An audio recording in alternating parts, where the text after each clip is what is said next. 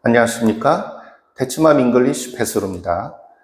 자, 오늘은 이때 강조 구문에 관한 설명을 하도록 하겠습니다. 이때 강조 구문을 오늘 설명하는 이유는요, it이라고 하는 것이 생각보다 쓰임이 다양하기 때문이에요. 간단하게 먼저 it이라고 하는 것이 쓰임이 어떤 것이 있는지에 대해서 먼저 간략하게 설명을 할게요.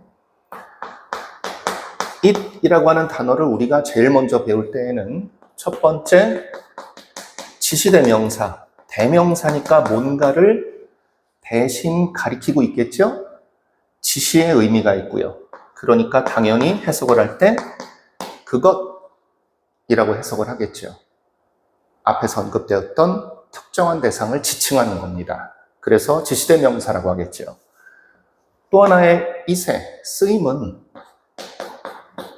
비인칭 주어 it이라고 합니다. 비인칭 주어 it이라는 건 뭐냐? 인칭이라는 게 누군가를 부르는 호칭이다 그 얘기인데, 비인칭, 비자가 아닐 비자죠. 누군가를 부르는 말이 아니다. 즉, 어떻게 해석해서는 안 된다? 1번 지시대명사 it처럼 그것이라고 해석하면 안 된다 그 얘기예요. 비인칭 주어 it일 때는 그것이라고 해석하면 안 됩니다. 어떨 때를 얘기하는 거냐? 예를 들어서 날씨. It is rainy outside. 바깥이 지금 비가 내리고 있다. 또는 It is dark outside. 바깥이 지금 어둡다. 명암이라고 하죠. 또는 It is Monday today. 오늘 월요일이다. 예를 들어서 요일이나 날짜도 마찬가지겠죠. 또는 시간. It is 3 o'clock. 시간. 또는 어떤 막연한 상황을 나타낼 때도 it을 활용할 수 있어요. 아까 예를 들었던 It is rainy outside 이라고 할 때 그때 it을 그것이라고 해석하진 않잖아요. It is Monday today. 오늘 월요일이다 할 때 it이 오늘이란 뜻이 있는 건 아니죠. 무슨 얘기인지 아시겠죠? 자, 누군가를 부르는 말이 아니다. 그러니까 비인칭 주어 있을 때는 it을 그것이라고 해석하면 안 된다. 비인칭 주어에 해당되는 it은 이런 의미를 전달할 때 활용한다 라는 것을 구분할 수 있으면 되고요. 또 하나는 여기서 나오는 강조구문. 이때 강조구문일 때 3번에 해당되는 경우고요. 이게 다냐? 하나 더 있죠. it이 가주어, 진주어 구문에서 쓰이는 가주어 it으로 쓰이는 경우입니다. 자, 요게 워낙 it이 쓰임이 다양하기 때문에 특히 중학교에서는 밑줄친 it이 쓰임이 같은 걸 골라라, 쓰임이 다른 걸 골라라 이렇게 학교 내신에서 많이 나왔을 테고요. 수능 영어에서는, 대입 수능 영어에서는 이걸 it이 이 네 가지 중에 어떤 쓰임으로 쓰였냐 이렇게 시시콜콜하게 묻는 문제는 안 나와요. 하지만 it의 쓰임이 여러 가지가 있고 그 중에 무엇에 해당되는 it인지를 정확하게 판단해서 해석에 반영할 줄 아냐 모르냐에 따라서 문장 해석의 정확도가 달라지고 해석 속도의 빠르기가 달라지겠죠. 맥락 전개에 대한 어떤 방향성을 명확하게 판단하면서 빠르게 쭉쭉 읽어나가는 속도가 달라질 겁니다. 이 문법이라는 게 그럴 때 필요한 거예요. 자, 여하튼 이때 강조구문이라고 하는 것은 어떻게 구분을 하냐, 어떻게 구분하는지를 이해하기 위해서는 이때 강조구문을 어떻게 만드는지를 이해하시면 훨씬 더 이해가 빨라집니다. 자, 예를 들어서 3형식 문장을 예로 들게요. 3형식 문장은 주어, 동사, 목적어 이렇게 생긴 게 3형식 문장이죠. 이게 이제 주어, 동사, 목적어가 정상적인 어순인데 문제는 얘를 이때 강조구문으로 바꾸고 싶다 할 때 만약에 내가 강조하고 싶은 내용이 목적어다 라고 하면 강조하고 싶은 내용을 it is와 that 사이에 강조하고 싶은 내용을 집어넣기만 하면 돼요. 무슨 얘기인지 아시겠죠? 강조하고 싶은 내용이 목적어다라고 하면 강조하고 싶은 내용을 어느 자리에 it is와 that 사이에 강조하고 싶은 내용을 집어넣기만 하면 됩니다. 그러면 뭐가 남아요? 강조하고 싶은 내용을 뺀 나머지 부분은 어디로 이동시키냐? 나머지 부분은 그대로 that 뒤에다가 나열하기만 하면 됩니다. 나열을 하면 주어, 동사 이런 식의 형태로 that 뒤에 그대로 들어가겠죠. 무슨 얘기인지 아시겠죠? 자, 이게 이제 강조 구문을 만드는 방법인데 강조 구문을 만들 때 이런 식으로 만들다 보니까 이게 강조 구문인지 아닌지, 이때 강조 구문인지 아닌지 어떻게 알아보겠어요? 원래의 문장에서 없던 표현이 뭡니까? 원래의 문장에서 없던 표현이었던 it is와 that을 없애면 어떻게 되겠어요? 나머지가 얘와 얘가 합해지면 그대로 뭐가 되겠습니까? 원래의 문장으로 환원될 수 있겠죠. 무슨 얘기인지 아시겠죠? 다시 빠르게 얘기할게요. 원래의 문장이 삼형식 문장인데 목적을 강조하고 싶어요. 그러면 강조하고 싶은 내용을 it is와 that 사이에 그냥 집어넣기만 하면 돼요. 그리고 나서 나머지 부분은 that 뒤에다가 나열을 하면 됩니다. 이게 강조구문 만드는 방법이에요. 그렇다 보니까 이때 강조구문의 특징은 필연적으로 뭐일 수밖에 없겠어요? 원래 없던 표현인 it is와 that을 없앴을 때 나머지를 합하면 원래의 문장으로 돌아갈 수 있겠죠. 이게 구성 원리입니다. 그러다 보니 여기 예를 들었죠. 요 원래의 문장, 기본 문장을 해석하면 어떻게 되겠어요? J는 어제 은행에서 나의 형을 보았다. 이렇게 해석이 되겠죠. 여기 번호 붙여놓은 1, 2, 3, 4분 문장 전부 다 요 기본 문장을 가지고 강조구문으로 바꾼 겁니다. 강조구문으로 바꾼 건데 그러면은 요 밑에 있는 4개의 문장을 강조구문으로 바꾼 거니까 it was와 that을 이렇게 없애서 it was와 that을 없애서 나머지 부분을 합해서 원래 문장으로 돌려놓고 해석하면 되지 않냐? 그러면 1, 2, 3, 4번 문장이 전부 다 해석이 똑같아지죠. 1, 2, 3, 4번 문장 전부 다 해석이 뭐로 통일돼요? J는 어제 은행에서 나의 형을 보았다. 이런 뜻 하나가 돼버려요. 그러면 기껏 이때 강조구문으로 바꿔놓고 나서 이걸 원래 문장으로 돌려놓고 해석을 할 것 같으면 힘들게 이때 강조구문을 만들 필요가 없겠죠. 이때 강조구문으로 만들 때에는 필요가 있기 때문이에요. 반드시 강조구문은 강조구문스럽게 해석을 해야 의미가 정확해지고 이 사람이 무슨 말을 나한테 강조해서 전달하고 싶어 하는구나 를 판단할 수 있게끔 하기 위해서 강하게 밀어붙이는 겁니다. 자, 어떻게 해석하냐? 이때 강조구문스럽게 해석하라는 얘기는 뭐냐면은 강조하고 싶은 내용을 가장 마지막에 해석합니다.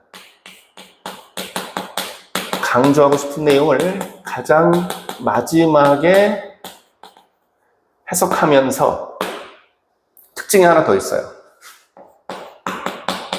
앞에다가 강조하고 싶은 내용 앞에다가 강조의 뉘앙스를 표현할 수 있는 특정 단어가 있죠. 바로라는 말을 덧붙인다 그 얘기예요. 바로라고 하는 말을 추가해서 해석하면 됩니다.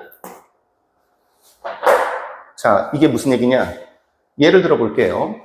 지금 1번 문장은 뭐를 강조하는 겁니까? 1번 문장은 주어를 강조하는 거죠.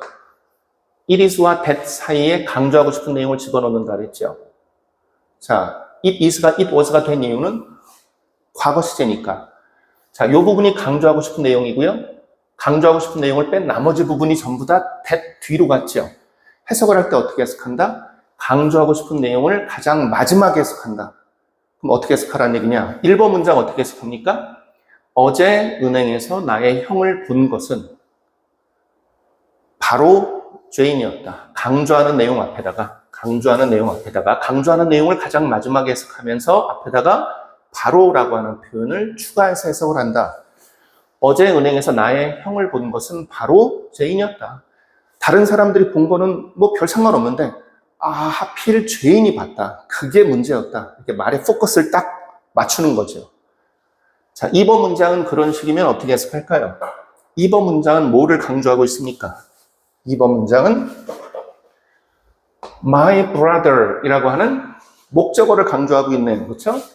목적어 강조입니다. 자, 강조하는 말은 제일 마지막에 해석한다 그랬죠? 강조하는 내용을 뺀 나머지 내용들은 전부 다 뒤에다가 나열했어요. 어떻게 해석하면 되겠습니까? 죄인은 어제 은행에서 보았다 라는 뜻이죠? 합하면 어떻게 되겠어요? 죄인이 어제 은행에서 본 것은 바로 나의 형이었다. 이런 식으로 강조하는 내용 앞에다가 바로라는 말을 덧붙이면 되겠죠. 죄인이 어제 은행에서 누군가를 봤는데 바로 다른 사람이 아닌 내가 알기로 출장 갔던 다른 도시로 출장 간 것으로 알고 있던 나의 형을 봤더라. 하필이면 은행에서 본 게 내가 볼 거라 예상 못했던 사람. 우리 형을 봤다고? 뭐 이런 식의 얘기예요. 무슨 뉘앙스인지 알겠죠? 자, 3번으로 넘어가 볼까요? 이런 식으로 생각하면 강조하는 내용이 그러면 무조건 문장의 기둥이어야 되냐? 그건 아니네요. 가만히 보니까 at the bank, 장소를 강조하고 있죠. 여하튼 강조하고 싶은 내용은 itis와 that 사이에 집어넣고 나머지는 전부 다 뒤에 나열하죠. that 뒤에 나열을 합니다. 강조하고 싶은 부분은 제일 마지막에 해석하면서 앞에다가 바로라는 말을 덧붙인다 그랬죠? 그럼 어떻게 해석돼요? 죄인이 어제 나의 형을 본 것은 바로 은행에서였다. 내가 알기로 형이 PC방 간다고 알고 있었는데, 또는 내 형이 PC방이 아니더라도 다른 교회 간다고 알고 있었는데, 알고 보니까, 얘기 들어보니까 죄인이 말하기를, 죄인이 어제 내 형을 봤는데, 죄인이 어제 내 형을 본 장소가 바로 은행이었다는 거. 왜 은행에 갔는데 그런 얘기를 안 했지? 이 은행에서 봤다라는 게 중요한 내용인 거죠. 강조점이 달라진다 그 얘기고요. 자, 마지막 하나를 얘기하면 이번에는 어떤 시점을 강조하고 싶은가 봐요. 강조하고 싶은 내용을 itis와 that 사이에 집어넣고 나머지는 전부 뒤에 나열했죠. 똑같이 해석해 볼까요? 그럼 어떻게 해석이 되죠? 죄인은 은행에서 나의 형을 보았는데 언제? 바로 어제 봤어요. 강조하고 싶은 내용에다가 앞에다가 바로란 말을 덧붙여서 말을 다시 한번 합하면 어떻게 되겠어요? 죄인이 은행에서 나의 형을 봤던 시점은 바로 어제였다. 어제 보면 안 되는데? 예를 들어서 그저께나 일주일 전에 봤다면 상관이 없는데 은행에서 내 형을 죄인이 봤던 날짜가 어제라고? 이상하다. 어제는 내 형이 은행에서 있을 수가 없었는데 이런 식의 의미겠죠. 굳이 얘기를 만들어내자면 자, 방금 들어서 아시겠지만 이게 강조점이 뭐냐에 따라서 이 뒤에 이 사람이 무슨 얘기를 계속 하고 싶어 하는지에 대한 맥락 전개의 방향성까지 느껴질 수가 있겠죠. 무슨 말인지 알겠죠? 이 사람이 가장 중시하는 대목이 뭐고 앞으로 무슨 얘기를 중점적으로 하고 싶다라는 시그널이 명확하게 전달이 되죠. 그런 역할을 이때 강조 구문이 하는 겁니다. 자, 요거는 뭐냐면은 방금 설명한 건 강조 구문이고요. 가주어, 진주어, it하고는 어떻게 구분이 되냐? 지시대명사 it은 그것으로 해석되면 지시대명사 it이고요. 이렇게 날씨나 명암이나 요일이나 따따따 여러 가지 상황일 땐 비인칭 주어 it이라고 하고요. 그리고 강조 구문은 이렇게 구분한다고 설명을 했고요. 그러면 가주어, 진주어 구문에서의 가주어 it은 어떻게 구분하냐? 얘는 지시대명사가 아니니까 얘를 그것이라고 해석하면 이 문장 전체의 해석이 틀이 안 만들어지죠. 그렇다고 해서 날씨, 명암, 요일, 날짜, 따따따에 해당되는 비인칭 주어 it도 아니고요. 강조 구문이냐라고 하면 이게 만약에 강조 구문이 맞다면 어떻게 되겠어요? 어떻게 했을 때? 이게 만약에 이때 강조 구문이라면 it is와 that을 없애면 뭐가 남죠? true, he's rich. 그럼 true하고 he's rich를 합하면 complete sentence가 될 수 있나요? 원래의 문장으로 돌아갈 수 있나요? 돌아갈 수가 없죠. true란 단어와 he's rich라는 이 단어들을 조합해서 합하면 완전한 문장이 되는 게 아니죠. 얘는 이때 강조 구문의 it이 아니겠구나라는 걸 알 수 있고요. 그럼 뭐냐? It is true. 사실이다. 뭐가 사실이냐? 뭐가 사실인지에 대한 자세한 얘기는 안 했죠. it은 자기가 주어인 것처럼 문장 제일 앞에 있지만 실제로는 주어로 해석은 안 되는 가짜 주어다. 그래서 가주어고요. 그럼 진짜 주어는 뭐냐? 실제 주어로 해석되는 부분은 접속사 that에 의해서 이끌어지는 he is rich라고 하는 완전한 문장. 얘가 진짜 주어로 해석이 되는 거다. 그래서 가주어 진주어일 때는 진주어에 해당되는 내용을 가주어 자리에 집어넣고 해석했을 때 의미가 완성되겠죠. 그가 부자라는 것은 사실이다. 이런 식으로 해석이 되죠. 이럴 때는 가주어 진주어 구문에 있어서의 가주어 it이다. 이렇게 구분을 하는 거다. 그 얘기예요. 무슨 얘기인지 이해되셨죠? 자, 여기에다가 만약에 내신의 난이도를 높여야 되는 소위 강남권의 어느 중학교나 또는 외고 내신에서 굳이 문법을 가지고 굳이 변별력을 만들려고 애를 쓴다면 여기서 언급되는 내용 중에 it에 해당되는 요걸 구분하는 대목도 시험 문제 낼 수 있겠지만 다른 부분을 또 구체적으로 시험 문제 낼 수도 있어요. 거기에는 뭐가 있냐면 요 중에서는 이 that이 뭐로서의 that이냐? 선생님이 that의 여러 가지 쓰임이 있다 그랬죠. that도 지시사 that도 있고 접속사 that도 있고 관계대명사 that도 있고 관계부사 대용으로서의 that도 있다 그랬어요. 자, 그럼 여기서의 that은 뭐로서의 that이냐라고 하면 그걸 먼저 정리하면은 요 that을 볼까요? 요 that은 뒤에 있는 단어와의 관계 속에서 무슨 역할? 주어 역할을 해야 되죠. 그래서 관계대명사로서의 that이다. 주어 역할을 하는 관계대명사, 주격관계대명사 that이다. 이렇게 얘기를 하고요. 얘는 어떻게 되겠어요? 요 that은 뒤에 있는 단어와의 관계 속에서 목적어 역할을 해야 되죠. 제인이 어제 은행에서 보았다. 누구를? 목적어가 없으니까 목적격 관계대명사고요. 선행사가 my brother이겠죠. 얘도 관계대명사. 얘는 주격으로서, 얘는 목적격으로서의 관계대명사 that이다 라고 얘기를 하고요. 그럼 얘는 뭐냐? 제인은 어제 나의 형을 보았다. 문장의 기둥은 다 있죠. 그렇죠? 이때의 that은 관계부사. 누구 대신 쓰였겠어요?